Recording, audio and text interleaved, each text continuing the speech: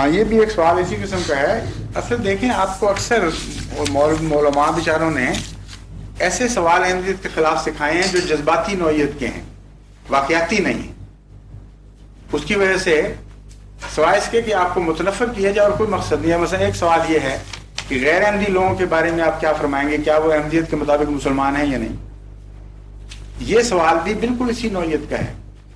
امر واقعہ یہ ہے کہ حضرت مسیح موعود علیہ الصلوۃ والسلام کے خلاف کفر کا فتویٰ دینے میں مولویوں نے پہل کی. سارے ہندوستان کے مسلمان علماء کفر کا فتویٰ دیتے چلے گئے, یہاں تک کہ مکے اور مدینے پہنچے, وہاں سے بھی فتوے لے آئے. اور 12 سال تک حضرت مسیح موعود علیہ الصلوۃ والسلام نے صبر بھی کیا اور نصیحت بھی کی, اور یہ فرمایا کہ حضرت اقدس رسول اکرم صلی اللہ علیہ وسلم کا فتویٰ ہے کہ اگر تم مسلمان کی تکفیر سے باز نہیں آؤ گے تو یہ تکفیر تم پر الٹ جائے گی, اس لیے میں تمہیں وارننگ دے رہا ہوں. اور جب وہ باز نہیں آئے پھر آپ نے اعلان کیا کہ اب میں اعلان کرتا ہوں کہ جو شخص مجھے کافر سمجھتا ہے, حضرت صلی اللہ علیہ وسلم کے فیصلے کے مطابق اب میں مجبور ہوں یہ کہنے پر کہ تمہاری تکفیر تم پر الٹ گئی. پہلی دفعہ جماعت احمدیہ کی طرف سے تکفیر کا اعلان اس وقت ہوا ہے اور اس بنیاد پر ہوا. اور اس کے بعد حضرت مسیح موعود علیہ السلام نے فرمایا جو یہ شخص اعلان کرتا ہے کہ مرزا صاحب میرے متعلق کہ وہ کافر نہیں ہے, وہ مسلمان ہے, وہ کافر. آج بھی یہی اعلان ہے. اس لیے ایک موقف ہمارا تو یہ اس طرح سمجھنے کی کوشش کریں.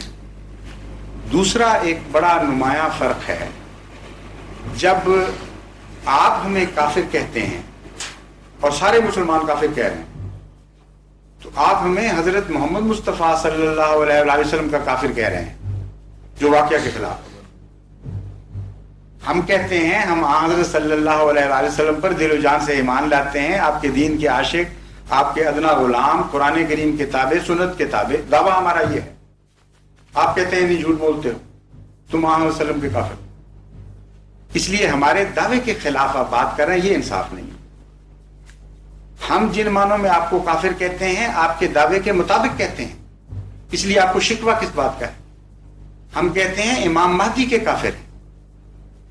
اب آپ بتائیے کہ ہمارے لیے اور رستہ کون سا ہے معقول, جس کو ہم نے امام مہدی مانا, یا ہم جھوٹ بول رہے ہیں یا سچ بول رہے ہیں, تیسری تو شکل ہی کوئی نہیں. ہم نے سچا سمجھ کے مانا ہے, اس میں تو کوئی شک نہیں, ورنہ اتنی مصیبتیں کیوں اٹھاتے اس رستے میں. پاکستان میں جو ہم سے ہو رہا ہے وہ کوئی قوم, جھوٹی قوم تو برداشت نہیں کر سکتی. ہم نے یقیناً سچا سمجھ کے مانا ہے. تو جو امام مہدی کو سمجھتا ہو کہ امام مہدی آ گیا اور سچا ہے, اس کے منکر کو امام مہدی کا منکر نہ کہے گا تو کیا کہے گا؟ کوئی صورت ہے اس کے خلاف سوا تیسری ہمارے لیے؟ ایک دفعہ ہمارے محی الدین صاحب قصوری, مولانا محی فوت ہو چکے ہیں, انہوں نے مجھ سے یہی سوال کیا کہ آپ مجھے صاف صاف بتائیں. مرزا صاحب بڑے ویسے شریف النفس انسان تھے, محبت اور تعلق بھی رکھتے تھے, آپ مجھے صاف بتائیں کہ آپ ہمیں کیا سمجھتے ہیں. میں نے کہا آپ مجھے پہلے ایک بات کا جواب دیں, میں وعدہ کرتا ہوں میں آپ کو صاف صاف بتاؤں. کہتے کیا؟ میں نے کہا آپ مجھے یہ بتائیں کہ آپ کے نزدیک تو امام مہدی نہیں آیا نا. جب امام مہدی آ جائے گا تو جو شخص امام مہدی کو جھوٹا کہے گا آپ اس کو کیا کہیں گے؟ کہتے میں تو کافر کہوں. تو میں نے کہا پھر مجھ سے وہ توقع کیوں نہیں رکھتے؟ آپ تو اتنے مرد مومن ہیں کہ امام مہدی کے کافر کو کافر کہتے ہیں, اور مجھ سے یہ توقع رکھتے ہیں کہ میں جس کو امام مہدی سمجھتا ہوں اس کے کافر کو مومن کہوں. یہ کون سا انصاف ہے؟ اس لیے بحث یہ ہے کہ ہم آپ کے دعوے کے خلاف نہیں کہتے. اگر ہم غلط ہیں تو آپ کو فخر کرنا چاہیے کہ ہمیں ایک جھوٹے کا کافر کہا گیا, پھر تو غصے کی بات ہی کوئی نہیں.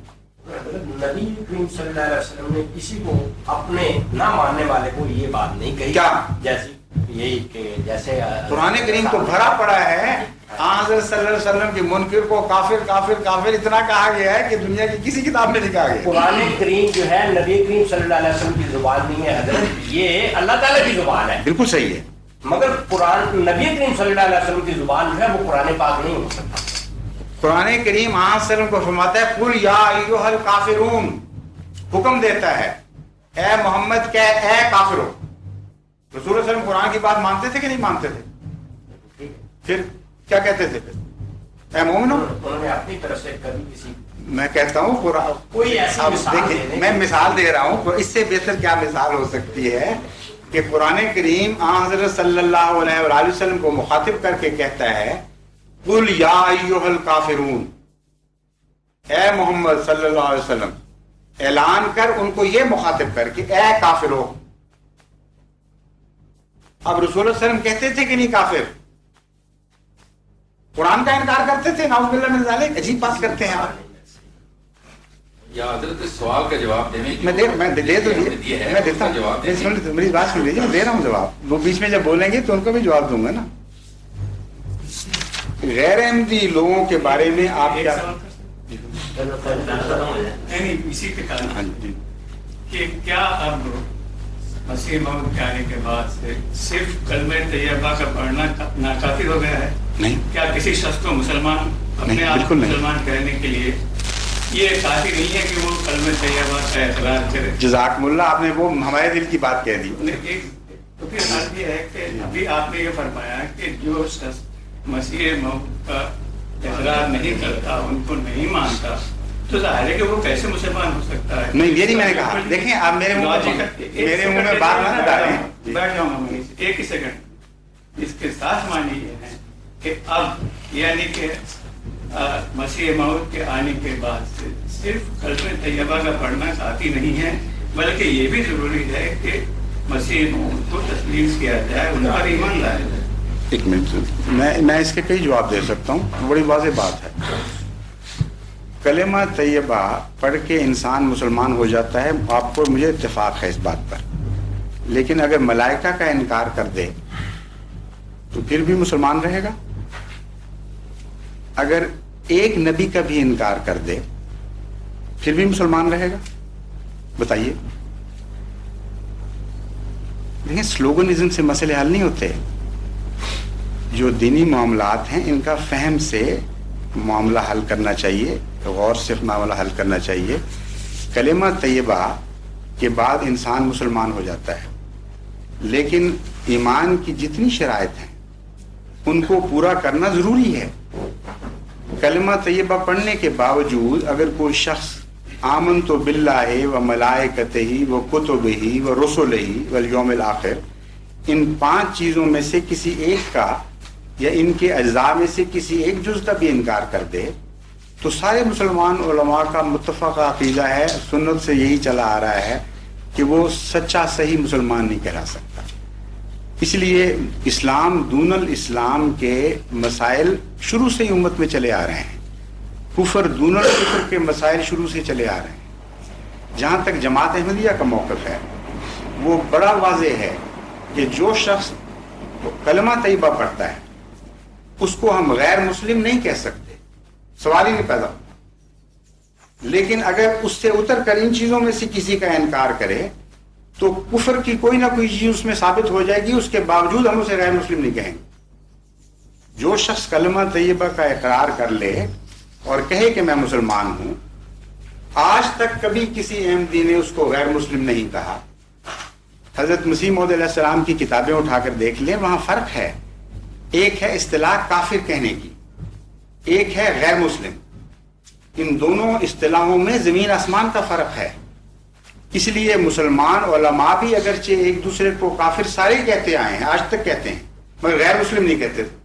کیا وجہ کیوں نہیں کہتے تھے؟ اس لیے کہ وہ ان کو علم تھا. جو پہلے علماء گزرے ہیں وہ سطحی علم رکھنے والے لوگ نہیں تھے، وہ بزرگ تھے، اولیاء اللہ تھے. غلطیاں ان سے ہوئیں لیکن اسلام کی بنیادوں کو سمجھتے تھے. قرآن کریم نے کافر کہنے اور غیر مسلم کہنے میں ایک نمایاں فرق کیا ہے. قرآن کریم آن حضرت صلی اللہ علیہ وآلہ وسلم کو مخاطب کر کے فرماتا ہے کہ یہ اعرابی لوگ جو کہتے ہیں کہ ہم ایمان لے آئے، قل لم تؤمن، تو ان سے کہہ دے کہ تم ایمان نہیں لائے. ایمان لانا تو درکنار، لما یدخل الایمان فی قلوبہم، ان کے دلوں میں ایمان نے جھانک کے بھی نہیں دیکھا، سرے سے ایمان ہے ہی نہیں۔ اس کے باوجود تم ان کو کہہ دو کہ تمہیں اپنے آپ کو مسلمان کہنے کا میں حق دیتا ہوں، تم کہتے ہو اسلم نا، ٹھیک ہے، بے شک کہتے رہو۔ بس یہ عجیب شان ایک مذہب ہے اسلام کا جو ہر پہلو پر حاوی ہے۔ جو شخص یہ دعویٰ کرے میں مسلمان ہوں، قرآن اور سنت سے ثابت ہے، اس کو غیر مسلم کہنے کا کوئی حق نہیں۔ اسلام میں رہتے ہوئے کفر کی کوئی بات کہے تو اس کو دون الاسلام کافر کہنے کا حق ہے۔ اس کی سند قرآن سے بھی ملتی ہے اور حدیث سے بھی ملتی ہے۔ میں آپ کو وضاحت کر کے بتاتا ہوں۔ حضرت صلی اللہ علیہ وسلم فرماتے ہیں کہ ایک مسلمان جب چوری کرتا ہے تو کافر ہو جاتا ہے، اور مسلمان بھی کہا اس کو۔ ایک مسلمان جب زنا کرتا ہے تو کافر ہو جاتا ہے۔ اسی اصول کے پیش نظر مسلمان علماء ہمیشہ ایک دوسرے پر کفر کے فتوے دیتے رہے، مگر غیر مسلم نہیں کہا۔ اس وجہ یہ ہے کہ حضرت صلی اللہ علیہ وسلم نے اس کی اجازت ہی نہیں دی شروع سے۔ قرآن آپ پر نازل ہوا تھا، نہ کہ غیر پر کسی اور پر ہوا ہے۔ قرآن کا مفہوم آپ بہتر سمجھتے تھے، اس لیے آپ کا یہ کہنا کہ فلاں کافر ہو گیا فلاں کافر ہو گیا اپنی جگہ، لیکن اس کے باوجود ایک موقع پر جبکہ جنگ میں ایک صحابی نے ایک دشمن کو زیر کیا، جب وہ اسے قتل کرنے لگا تو دشمن نے منت کی کہ دیکھو میں مسلمان ہوتا ہوں، میں کلمہ پڑھتا ہوں، تم چھوڑ دو مجھے، اور کلمہ پڑھا اس نے اس کے باوجود قتل کر دیا۔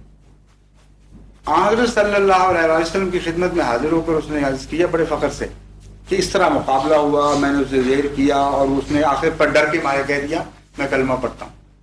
میں نے کہا اب تو نہیں میں چھوڑ سکتا، تم تو ڈر گئے اور قتل کر دیا۔